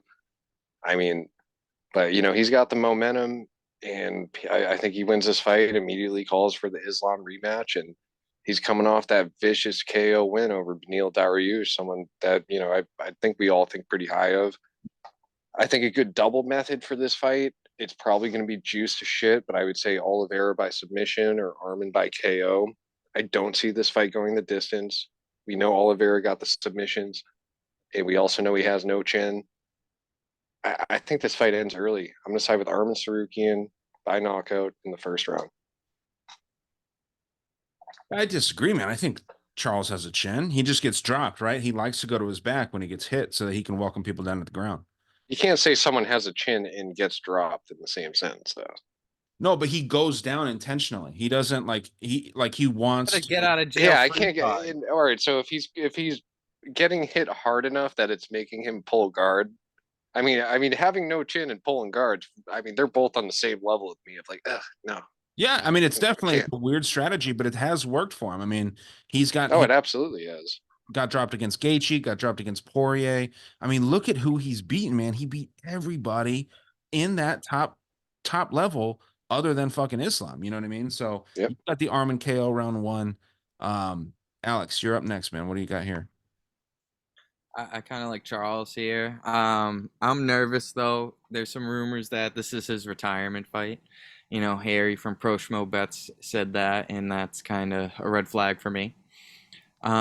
He has been in the UFC a long time. He's another guy who's grown up in the UFC. Kind of 34 is kind of old for him to be at this point after all he's been through. But I think he can win on the feet here. I think Arman shouldn't grapple here. He's going to give Charles a lot of opportunity for the submission here. So I do see this fight on the feet, and I think even though Charles gets dropped a couple of times, I've seen Arman get hurt in the past too. Watch back that Silva fight. He got cracked, wobbled, and I could see a world where Charles gets that knockout on the feet. I don't mind the odds here. That plus 190, it's pretty juicy. But like Jared said, that storyline that the UFC is pushing, those storylines been hitting, and it's tough betting against those storylines. So that's why I'm not going to be going crazy heavy on Charles here. And if I were to bet Arman, I think I'd bet him by decision, to be honest. I trust Charles to be kind of durable, and if I could see Arman coming in and just wet blanketing him, and he shuts down the BJJ game of Charles. Like we've seen that happen in the past too. So a double method here is good. I would lean Charles by KO, and I would lean maybe just the fight to end by KO. But I'm going to go Charles, round 2 KO, just catches Arman, shocks the world. But that storyline with Arman and Islam rematching is a huge storyline. It's just like the storyline we had last week with Brendan Allen, and look what happened. The judges will go out of their way for the storyline. So I'm inclined to stay away from this or bet light. Beware of this fight. There's a lot of speculation around this fight, and yeah, I'm scared to bet this one. I'm kind of gun shy here. Yeah, I get it, man. I'm on the same. The official pick for me is the same as yours, Charles round 2 knockout. I think that Arman has been cracked, man. He's been wobbled by far worse fighters than Charles, and Charles has been just facing a murderer's row lately. I find it hard to believe that he would retire here. I know he's been doing like these side quests and shit. He's riding horses and like doing some wild shit outside of the UFC, but he's still so good, man. And I think that he wants to, I think, become a champion again. That's the way I see it. I have no proof of that. I'm not saying that that's the case, but just your only loss being to Islam Makhachev, who's probably, I mean, potentially this guy's going to go down as the greatest lightweight of all time and probably top 5 ever UFC fighters of all time when his career's all done. Maybe even top 3. I mean, this dude is a fucking problem out there at 155. But yeah, I think that Charles is the side here. But Armin is a scary up and coming hungry young dude. The people he's beating, Bobby Green, Charles Oliveira murders Bobby Green. Similar to how Armin did it, right? So we'll see. We'll see what happens. But yeah, I'm on the same side as you there, Alex. Same method, same round, everything. Let's see what is next. That's a good fight, man. There's so many good fights on this card. This main card is pretty wild. How do you guys feel about Bo Nickel being on the main card? Like, I obviously we know what's going on, like why the UFC is doing it, but do you think that one of these other fights should have been on the main card instead of that, or do you like it? I think Bo Nickel should have been the main event last week. Yeah, that would have been way better. Make him the main event for a fight night. I mean, the fact this dude's on the biggest pay-per-view really ever for the UFC, and he's on the main card. I mean, that really shows you how much the UFC likes this dude. He's got to Yeah. know somebody. I don't know why they like him so much, man. I don't see the appeal. Well, yeah, someone was saying that on a show I was listening to where they're like, who does his dad know at the UFC? Now, yeah, this guy is Seriously. with Penn State, right? Penn State's massive. That the UFC is always probably keeping their eye on prospects at Penn State. But yeah, it's just weird. It's weird that this guy's 5-0. I actually think his fights are boring. Like I don't think that it's a fun thing because like when he beat Jamie Pickett, like yeah, he kicked him in the nuts, and then he like obviously he was going to beat Jamie Pickett anyway, but then he lays on him for. I mean, it was 2 or 3 minutes. He couldn't get that choke like instantly.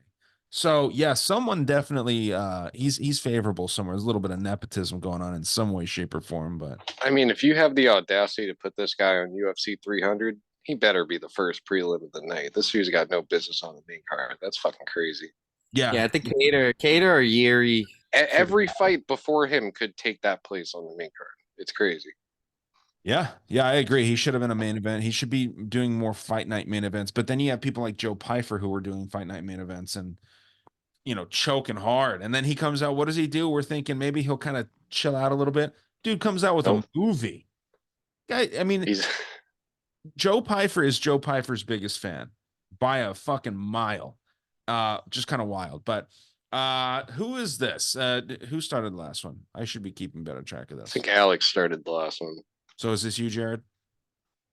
It should be Striker's Delight. Well, if it's you, go for it. We All got right, well, Justin this is Gaethje versus Max Holloway. Max Holloway just got his fucking shorts, by the way. I don't know if you saw those. I saw those, dude. Yeah. They're beautiful. So I think that's going to give him a little inspiration. What do you think with this, Jared? I mean, in my opinion, this is hands down the best, most competitive fight on this card. I mean, this is going to be a fucking wild one, man. We're really in for a treat with this one. Um, Gaethje, he's a wrestler turned striker. Before he came to the UFC, of course, he had his wrestling credentials, and then he became, he fell in love with his hands, and it's been working for him, obviously. Uh, he's pretty accurate with his strikes, although his style isn't the most technical. He throws hard, low kicks, and all the punches he throws, man, he throws bombs. I mean, like I said, it's not super technical. The dude throws a lot of looping punches, but he's a guy, he doesn't mind taking one to land one. If Gaethje's going to win this fight, he needs to make this into a war. He needs to make this as ugly as humanly possible. And, for him, hopefully Max is down for that kind of fight where, they just slug it out. But Max Holloway, self-proclaimed best boxer in the UFC. I kind of agree with him, man, or at least he's in the conversation of the top 2 or 3. This dude's so good at countering, so good at making you miss, making you pay. And on top of that, his striking defense it's good, man. This guy, for the output he's putting out, he's not getting hit a lot. He knows how to land his punches and then get out of danger's way. And one thing I think that's getting overlooked here, I feel like the immediate double method thought would be, okay, it's Gaethje knockout, Max decision. The more and more I think about this and the more and more I look back into this fight, I say no forget sometimes. I think people are forgetting that Max Holloway's got finish ability, man. This dude has power in those hands. If you look at some of the guys he's knocked out in the UFC, yeah, I'm dating myself. It's like somewhere between 8 and 10 years ago, but he's knocking out Clay Collard. I don't know if you know about Clay Collard. That dude is a tough dude. It's very difficult to get out of there. He's putting out Clay Collard. He's putting out Jose Aldo. He's putting out Anthony Pettis. This dude, I think his finishing ability is being overlooked a little bit. When you think that he's just going to be outpointing Gaethje and Gaethje lands bigger shots, Holloway can land some big shots himself. This is going to be an absolute barn burner. Most exciting fight on the card, in my opinion. I think it's going to be one of these ones where these dudes are slugging it out and it somehow goes the distance. I'm going to take Jerome Holloway by decision. Okay. Yeah, I'm on that same side, man. I've got Holloway. I think that everything that you say makes 100% sense, but I have a knockout coming late. I think it comes around 4 or 5, just because, the moment, everything. I think that Gaethje gets a little careless late. Gaethje has great cardio, but I think Max's cardio is better. Even though, he's he's just a freak, dude. He really is. Max Holloway is a freak of nature. I'm glad you touched on that because Holloway, he's in his most danger in round 1 and round 2. Gaethje, he's going to be there every step of the way, but he has a significant drop off in activity after the second round. I mean, Holloway's cardio, that dude ain't going nowhere. But we know Gaethje, when he slows down, he gets more sloppy. When you get more sloppy, you're open for bigger shots. Yeah. Yeah, and best boxer in the UFC, I think, is Dustin Poirier. I am a little partial. I really like Dustin Poirier a lot, but I mean, hey, he finished Max Holloway, only dude to ever do that. And he did it by sub, but pretty wild.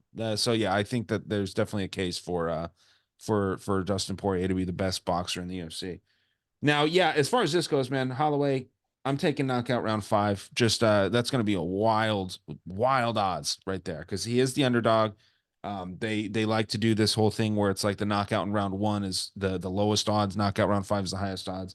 So give me that. If you want to play it a little safer, go round 3, round 4, round 5 knockout. They paired those up on FanDuel.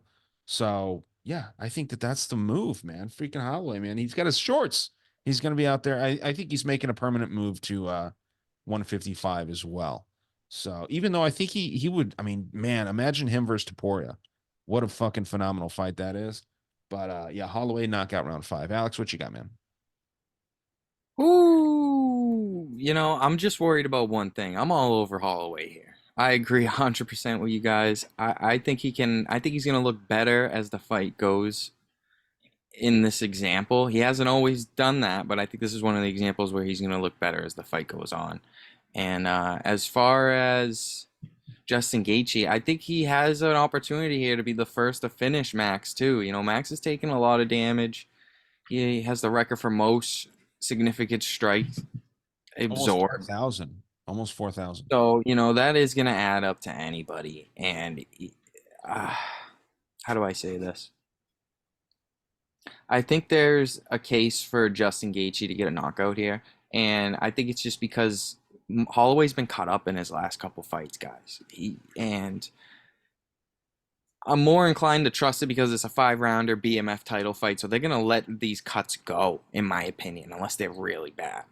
So that's why I'm still inclined to take Max. But if I see Justin winning, I see it being like a doctor stoppage. He just hit him, cut him up too bad. Even if he's losing the fight, I think Holloway's going to be bleeding at the end of this. But I want to trust him here. And I think he's well-deserved. Anything close is going to go Max's way after, his unfortunate decisions in the past. I think they owe him one. And another trend is whoever gets their shorts wins their fight, with their new shorts. I never seen someone ask for shorts, get them, and then go on to lose a fight. Bryce Mitchell. Who else? Recently? The other one that just got short. There's another guy who just got shorts. With the pink. Yeah. Wait, yeah. Sean Strickland or Sean O'Malley? Yeah, Sean O'Malley with the new shorts. Yeah. Sean Strickland ain't wearing fucking pink. Come on. So you got Holloway, and by what method you're going decision? I'm gonna go decision, yeah. Okay.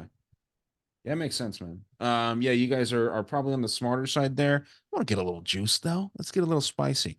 Now, I wanted to take the main event first, but you've taken every girl fight on this thing, so I will start with this, Alex. And then you can start with the main event. Zhang Weili Zhang, I don't know. Apparently they go backwards. So Zhang Weili versus Yan Xiaonan. China on China crime here. I don't know why everyone's counting out Yan so much. You know, like I understand that Zhang is the better mixed martial artist, but this is a fight, man. It's not, it's not. I mean, fucking anything can happen. No one is giving Yan a fucking shot here. And a lot of people are saying, Zhang is the most confident pick. If this stays on the feet, Yan's a problem for Zhang, man. Like Zhang has been, really getting her wrestling, kind of spiced up a little bit. She's been doing a lot better in the wrestling department. That's how she beat Limoges. It was a very good mixed martial arts fight when she beat Limoges, but Limoges isn't Yan. I think that Yan can stuff some of these takedowns. I think she's at is she an alpha male? Yeah, team alpha male. They're good at wrestling defense. Um, I'll get a little crazy here, man. This is a women's MMA fight. I know Zhang, she's this entertaining chick. She's very fucking good. But dude, I gotta go Yan here, especially in a striking match. I think that this goes the distance, and I think that Yan makes a really, really good account for herself and makes this far more competitive than it should be in people's eyes. And at these odds, dude, like if this is a striking match, and I think it is, Yan gives Zhang some problems. I don't think she gets knocked out here. Give me Yan and New for the strawweight champion of the world, and I think that comes by decision. Probably it could be even split, but yeah, give me Yan in a tough fight. Jared, what do you got? I mean, you bring up some good points, but Zhang, she's a champion for a reason. She's extremely, extremely well-rounded fighter. Uh, she really seems comfortable no matter where the fight ends up. Her only two losses in the UFC both come from Rose. The knockout from Rose, or TKO rather, it was, felt a little fluky. And then when they had the rematch, I really, really thought Zhang did enough to get the nod there, but it didn't work out that way. Regardless, Zhang's a great fighter, man. She's champ for a reason. When I look at Yan, she's fast, she's high volume, and she's a striker. When she's on her feet, she does not let off the gas. One of these girls, the main consistent issue in her career has been her grappling skills, and that's somewhere she definitely lacks. She's a very good fighter, and she's shown a ton of improvement throughout her UFC career, but grappling has just been that consistent problem for her. A girl like Mackenzie Dern, who is known for having bad takedowns, she's getting her down and she's controlling her. A girl like Zhang, she's super well rounded, man. I think she can find her way. As long as this fight's on the feet, it's a very, very close fight. I don't think I might favor Yan a little bit on the feet, but I don't think it's a landslide of a difference. If this fight stays on the feet, it's going to be a very, very, very close fight. And when it's a very, very close fight, you don't want to be on the minus 400 side of it. As close as I think it is on the feet, I think there's a very big gap between these two girls on the ground. I think Zhang finds her way to the ground. Maybe the first round, she'll make you sweat a little bit during that feeling out process. She'll go back to her corner. She'll see the openings that there are to get takedowns. I think Zhang finds her way to the ground and can end this fight by submission. I'm going to take Zhang submission, and I'll call it in the second round after she can feel her out a bit and get an idea of what she's working with. I like it. A submission in round 2 for Jared. Alex, which one of these Chinese ladies do you think wins? I'm not And betting this fight. real quick, Disclaimer. neither of these girls can dishonor Famery. They can Throwing it never, out there. and they never do this. All right, what do you got, Alex? I'm not betting this fight because I do like Zhang here. I just think all the volume's on Yan. She can win a decision here. She can out volume her, keep it standing.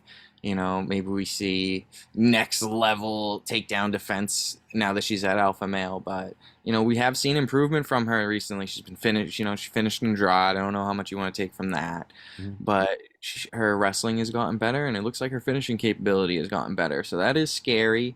Do I think there's value on her? Am I gonna hate you for taking a bet on Yan at like plus 375? Absolutely not. That is pure value.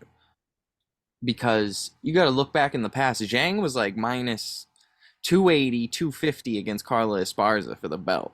And that was free money. But now you're giving her a tougher opponent than Carla, in my opinion.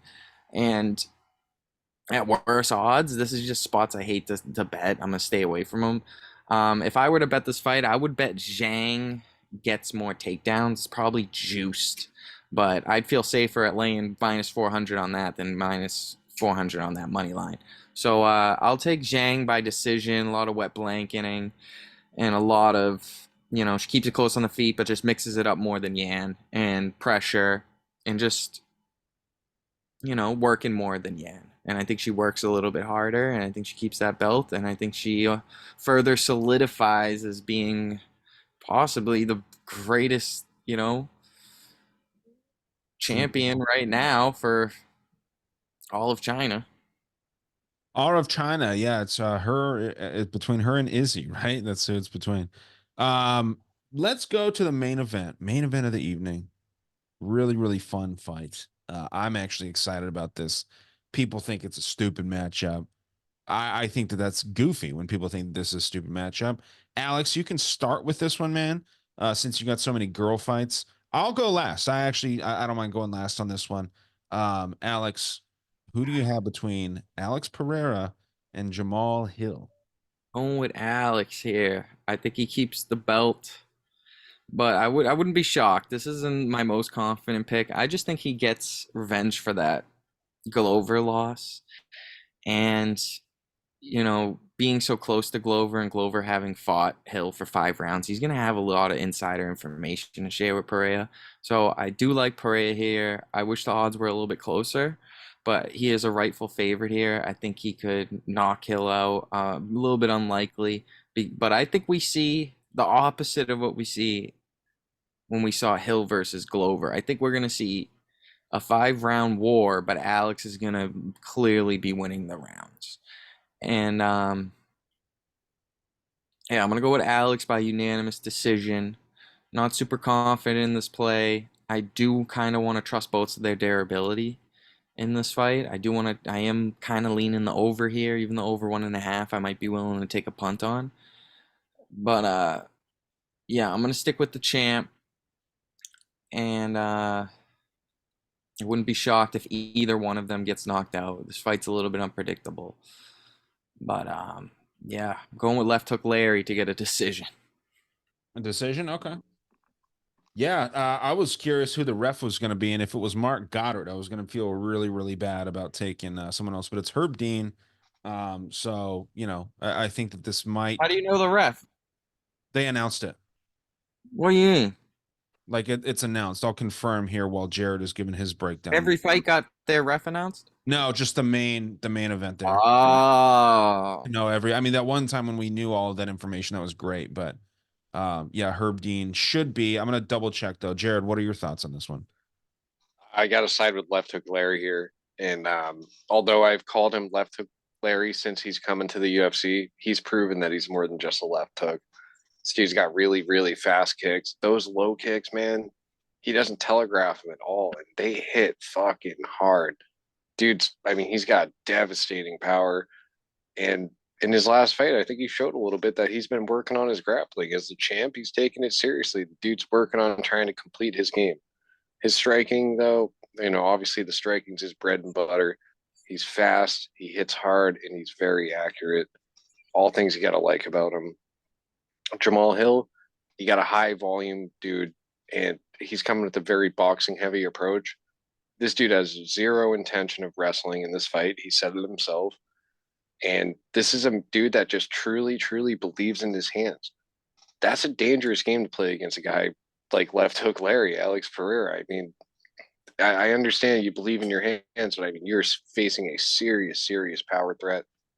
On top of that, Hill is with that boxing approach, he's very heavy on his lead leg. I mean, that's there to get chopped up all night. I really see this fight taking place on the feet. I don't think either guy is going to shoot for a single takedown. To make this fight a little more simple and cut and dry, I say a guy who's really only throwing hands against a guy who is adding kicks into the equation.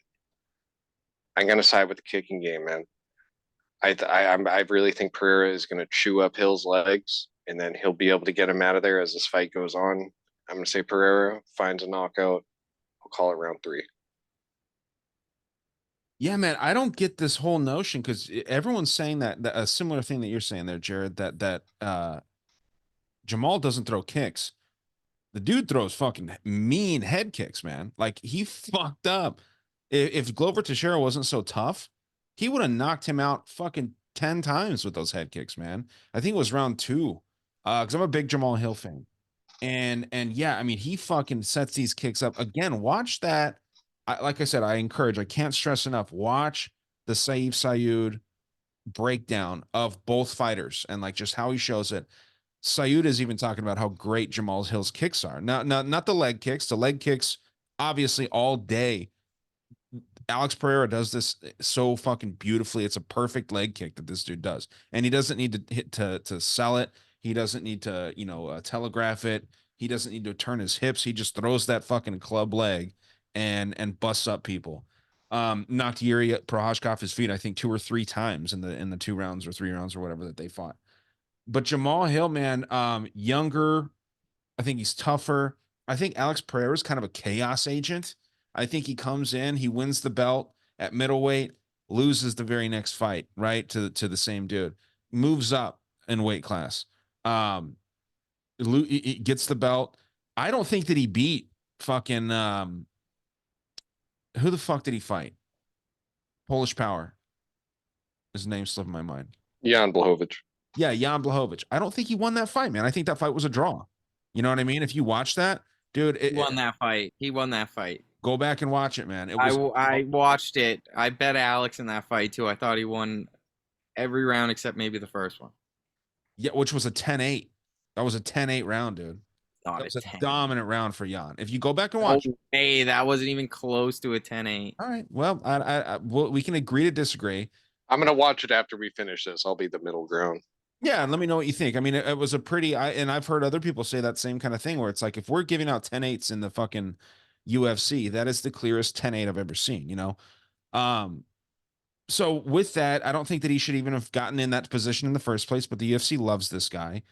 I think that he could potentially move up to heavyweight if he loses this. I think it would make sense. And all those weight cuts down to 185 as a massive dude. I think the guy's chin could be suspect. He got knocked out by Izzy. Izzy's not known for having power, man. His chin could be suspect against a power puncher like Jamal Hill. I think if he catches, I don't think he's going to head kick. I don't think Jamal is going to head kick Alex. But if he kicks with the same way that he kicked his sensei, I mean, dude, Pereira's going out. Pereira is not as tough as Glover. I'll say that right now. He's way more skilled, far more skilled, but just not as tough. Glover's biggest weapon is his toughness, man. That dude, you need a 2x4 to knock that dude out. I think Jamal Hill gets this done, man. I'm pretty confident in him. The whole story with him tearing his Achilles playing basketball, it doesn't feel real to me. It feels fake. I've seen the scar. I saw the scar on his fucking leg. I know he supposedly had the surgery and all this shit. It just doesn't fucking make sense to me. It feels like a weird story to get Alex Pereira in this position. That's just the way I see it. I see all kinds of holes in the storyline, and I think that Jamal gets this done possibly by finish. I think that he knocks this dude out. I think he knocks out Alex Pereira round 3. I'm saying round 2, round 3. I'll go round 2. Jamal Hill knockout round 2. That's what I have there. People just count this dude out, man. Only time that he ever lost, he's never been hurt. He got his elbow dislocated. Paul Craig can do that to anybody in the world. I just really think that this guy's being counted out, and we've never seen him hurt. Never seen him. He gets cut up. He gets, these scars and whatnot. Never even been rocked. Never been wobbled. So I don't understand all the Jamal hate. But at the same time, Alex Pereira is a very beloved character here. You guys got any plans for this fight card? You gonna do anything? You're probably hanging out, I'm sure, right? I told Alex we're not fucking streaming this. We are paying for the pay-per-view. So Yeah. whether he likes it or not, we're paying for this one. Yeah, you almost don't have to. You'll notice such a difference too, dude. It's so fucking clear. Yeah, whenever we buy it, it still goes out for like 5 minutes. Oh my god, it was one time. He can't let it go. Yeah, I mean, if it goes out, then you can probably get your money back too. Like I've done that. At least when I'm not paying for it, it don't matter if it goes out. It's expected. Yeah, man, it's just the viewing experience is so much better, dude. I've bought the last 3 or 4 cards just because it's so clear and it's just nice. But yeah, man, should be fun. Are you guys making any good food or anything? I told you I'm getting all kinds of food. You know us, bro. It's a routine. Chipotle all day. Chipotle, you making it or you buying it? Oh, I ain't fucking making it. I thought you made it one time. I did. Oh no, I make it for myself. I ain't making it for everyone. Okay. Alex seemed to luck out. He showed up early one day, and I was like in the middle of my shit. I was like, "Looks like you came in time for a bowl." Yeah, man. It's gonna be a fun card. Got some cool stuff coming up. I mean, it's a fun month for combat sports fans. I don't know what's and if anything's going on in the world of one or PFL, but BKFC is doing Knucklemania 4 out in Los Angeles on the 27th. That should be pretty dope. Um, just a fun month, man. Fun month. We survived the eclipse, and now we get to enjoy some really good fights. But Could you see it at all? Oh no, you weren't even near the thing, yeah, right? yeah. I about 75% out here. It got nice and dark and Oh, really? looked cool. Yeah. It's actually my girl's idea is pretty fucking. You know, you do what you got to do. It's pretty fucking stupid. We went up to like past the White Mountains in New Hampshire. Unnecessary drive to fucking stare at the sun with stupid glasses for. I mean, it looked cool, but Yeah, very it's cool. very stupid. Yeah, it was overhyped. People thought the world was going to end and shit. And then people are saying that it's bringing a famine over the next 7 years and all this shit. It's always doom and gloom with these people, but fun stuff. So we got past that. Now we get to watch some good fights over the next couple weeks. It's going to be a blast, man. I'm excited for this card. Good luck to you guys betting. Good luck to everybody out there betting. Anything that you guys want to close with, plugs or anything like that? You know, I got to hit you with the bets, dude. Oh, You of can't course. try I to don't know get why. out of here without the whale bet. What are you I crazy? always, yeah. What do you got with the whales? All right, UFC 300. We're going a little bit bigger, so I'm doing two whales. The first whale bet is a two-teamer. Deiveson Figueiredo, Jalin Turner. Two of them gets you at even money. That's one big bet for me. The second big bet is going to be a straight bet on Marina Rodriguez with an H. Get her around plus 115. Then I'm going to give you a very juicy three-teamer steamer. Calvin Kattar, Aleksander Rakic, Max Holloway, plus 950 for those three. And then a couple props that I might take a couple punts on. I like Figueiredo by sub at plus 350. I like Holloway by decision at plus 225. And if you want to be on the more square, safer side, I'd go Turner by knockout at minus 135. Okay. What'd you say Cater, Rakic, and Holloway was? Plus 350? Plus 950. 950. Holy shit. That's a fucking juicy one. Yeah, that's not bad. Alex, do you have any plays or parlays or anything like that? I'm gonna try and find a dog of the week here. I'm giving out Bobby Green money line and Bobby Green by finish plus 275. I love that. I think he's a great parlay piece. And I think if you wait, you might even get better odds on that because I think the stream and the commentary are going to bait action on Jim Miller. And as far as that no first minute finish in Bo the Nichols. Bo Nickel fight, I think that's a great parlay piece with any favorite on the card. And I'm going to give you Jalin Turner. It brings it down to minus 137. So that's a good bet I'd take. Okay. Yeah, man. For me, underdogs I really like here, man. Jamal Hill. I like Max Holloway, and I like Haneto Moicano. Those are my three favorite dogs. You tell me to pick one, I'm picking Jamal Hill. Um, but yeah, I think Jamal Hill gets this done. I think those are the safest dogs. There's a few dogs that people like here, man. Miller's a popular dog, obviously. Cater, you know what I mean? There's some good dogs on this card. Charles, fucking all these guys, man. It's a lot of competitive fights, man. Tough card to bet, but a real good card to watch. So maybe this is a lighter card for most people, but not for me. You know what I mean? I'm gonna go heavy. So good luck to everybody out there. Bet wisely, and we'll see you not next week, but 2 weeks from now. I think the UFC does a week off after this one, and then we come back with it's going to be a shitty Dana's garage fight. All the talent in the UFC is on this card, so the next few fight cards are going to be pretty shallow, but at least we get this fun one to kind of go off with, and next month we'll get some good shit. But good luck. We'll see you guys soon.